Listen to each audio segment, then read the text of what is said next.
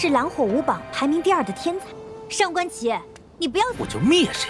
你上官琪也敢得罪？哼，算你狠！希望你不要让我。你随我来。哼，你这是什么地方啊？凌雨，是谁？到底是谁？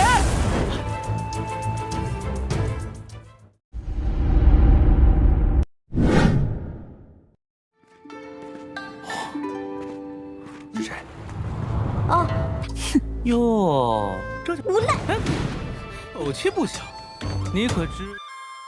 Halo guys, bagaimana kabar kalian hari ini? Mudah-mudahan tetap semangat sehat jiwa raga.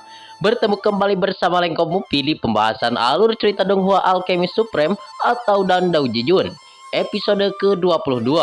Bagi kalian yang belum subrek, bantu tolong subrek dulu dan nyalakan loncengnya, biar gak ketinggalan lagi update terbaru dari channel Lengko Mupi. Playlist untuk Donghua ini juga sudah tersedia. Jadi jika kalian masih bingung belum nonton episode sebelumnya, silahkan buka saja playlistnya. Jikalau ada notifikasi di layar kaca Anda, harap buka dengan rasa hati ikhlas. Kalau sudah begitu gak perlu malas-malas, langsung saja kita digas. "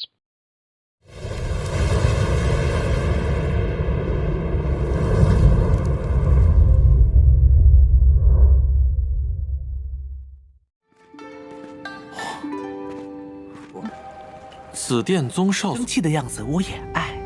这下我看他如何收场。" Scene awal ini dimana diceritakan ya geng, sang MC kita Subei Tian sudah bersama si Nona Xianlu guna untuk menuju bagian dari rumah bagian terdalam, yaitu sungai roh yang misterius.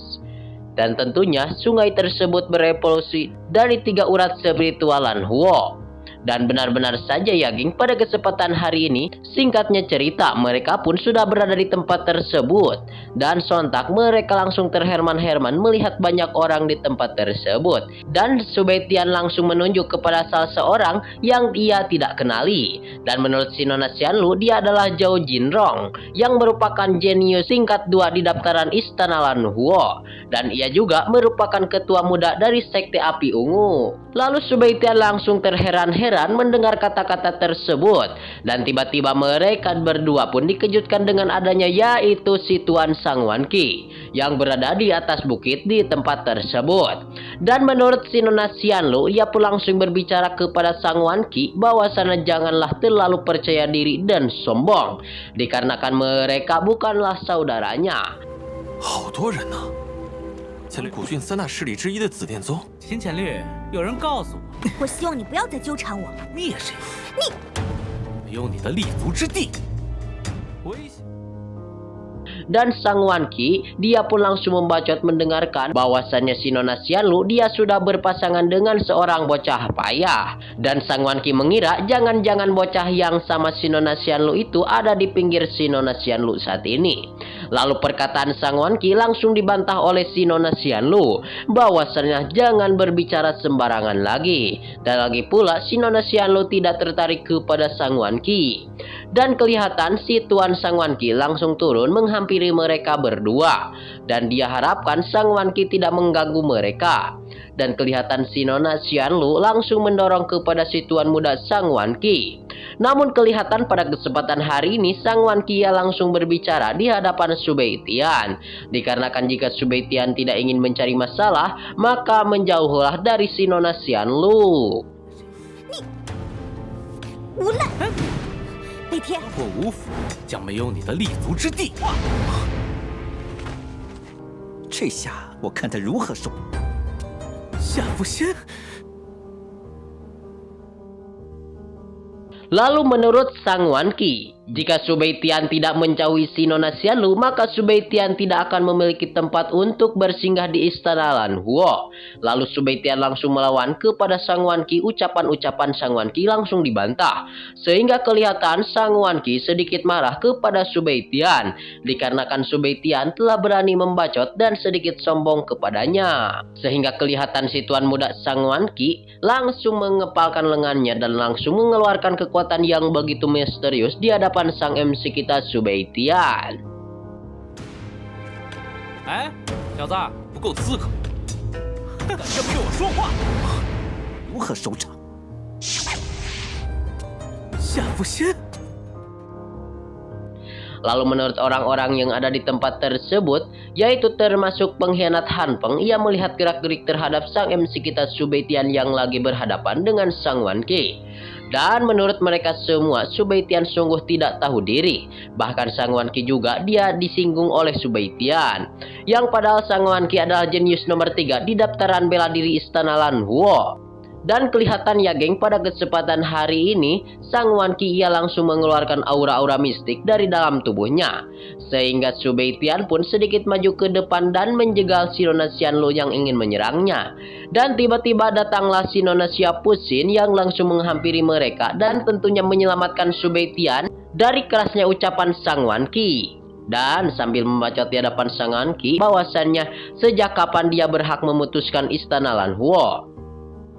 上官启，夏不仙，你也配啊？又让他逃过。等待灵。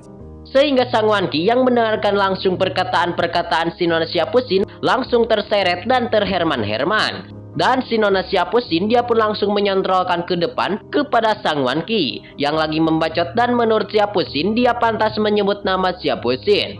Dan kelihatannya geng, sang Wan Qi kabur meninggalkan tempat tersebut. Dan kelihatan juga si Nona Xia Puxin mengajak Su Baitian bahwasannya dia menunggu dalam kurun waktu 1 bulan lagi di arena pertarungan. Dan mudah-mudahan Su Baitian tidak mengecewakan kepadanya. Dan kelihatan juga si Nona Xianlu ia langsung meminta maaf kepada Su Baitian dikarenakan dia telah merepotkan Su Baitian.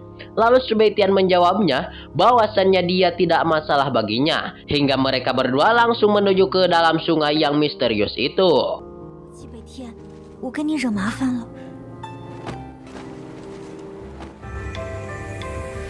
啊，这。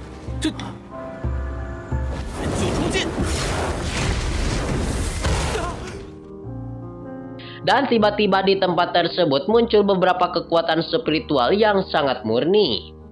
Dan Su Baitian kelihatan mengajak si Nona Xianlu untuk mengikutinya. Dan Su Baitian langsung memegang si Nona Xianlu untuk masuk ke dalam pagoda kekuatan spiritual murni. Dan kelihatan ya geng, sang Wan Qi ada di luar pagoda sedikit geram terhadap Su Baitian, sehingga ia pun menyerang kepada mereka berdua. Namun sang MC kita Su Baitian langsung mengeluarkan 9 kekuatan dan kera terkuat, sehingga sang Wan Qi langsung terpental ya geng, dan kekuatan Su Baitian mengakibatkan dentuman yang begitu keras di tempat tersebut.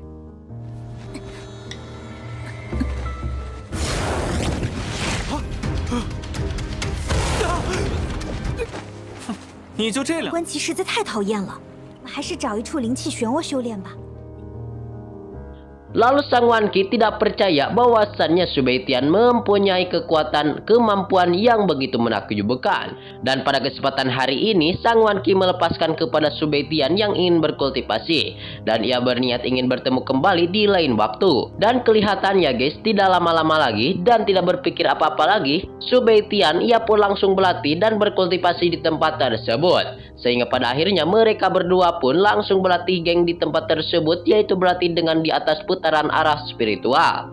Namun menurut si Ling Er yang ada di dalam dada Su Baitian, ia pun langsung keluar ya guys, bahwasannya dia menghirup banyak aura-aura spiritual di tempat tersebut. Dan menurut Su Baitian di tempat tersebut adalah sungai spiritual yang terbentuk dari 3 nadi roh spiritual. 在呢，主人，没有人能发现。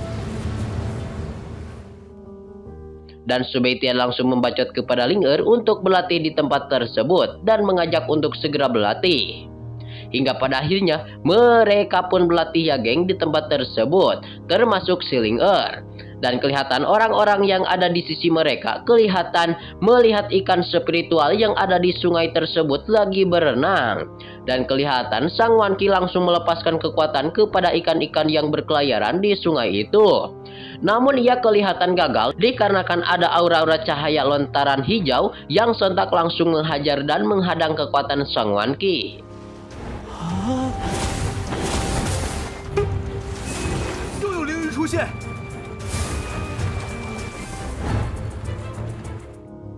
Dan sang Monkey ia pun langsung melihat kepada Su Beitian apakah Su Beitian pelakunya yang menghalangi kekuatan sang Monkey. Scene ini juga sekaligus menutup perjumpaan kita di episode kali ini. Terima kasih buat kalian yang sudah subrek, terima kasih buat kalian yang sudah nonton sampai habis. Mungkin hanya ini saja ya geng, see you next di video pembahasan.